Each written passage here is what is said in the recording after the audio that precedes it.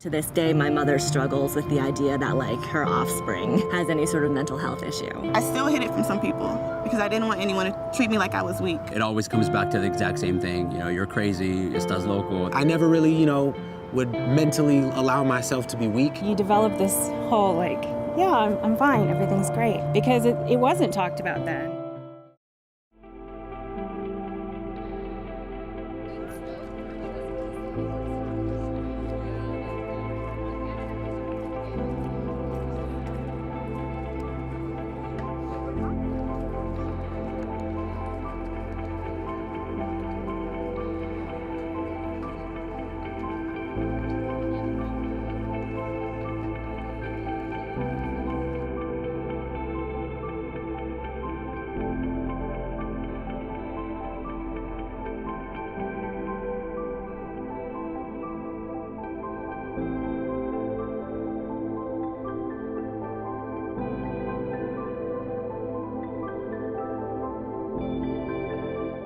Mental illness strikes with a two-edged sword. On one side are the symptoms and the stress and disability. On the other side, though, is community's reaction to illness, the prejudice and discrimination that makes up stigma. Stigma happens because they're members of a group that are feared, despised, loathed. Stigma sucks. Stigma has impacted my own confidence. I just thought I was abandoned, ignored by people. I've come to learn that it's a very common occurrence with people with mental illness. The stigma, the version of what it is to be mentally ill, has cost me 2 of my siblings out of 3.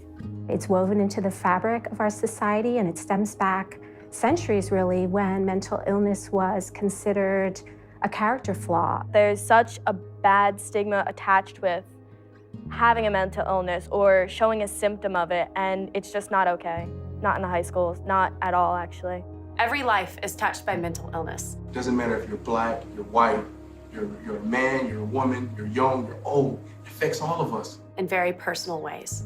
People who have a mental illness are excluded and treated unfairly. And this is because people are afraid of mental illness. In the long run, stigma produces a kind of isolation that grows from fear.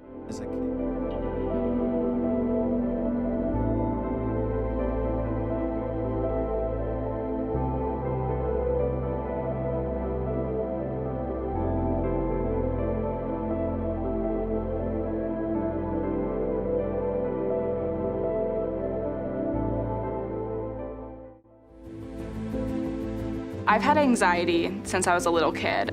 I always had this feeling that something terrible was gonna happen, and that presented itself in tightness in my chest. I'd get really shaky. I would have a lot of stomach pain. Those were the physical ways that it came out.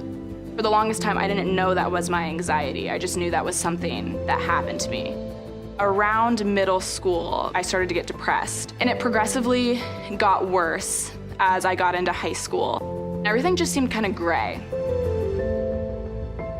And a lot of worthlessness, too. I don't have anything to offer. From the outside, I think I hid it pretty well. I was a straight-A student. I hung out with my friends. I babysat all the time. I was involved in my church youth group. I didn't let people see that there was something going on. That was what stayed closed behind my bedroom door. Things started to feel more heavy. I started to self-harm as a way to cope. I started having suicidal ideation. I told my mom, I don't think I can keep myself safe. And I think it was honestly the first time I was completely open about what was happening.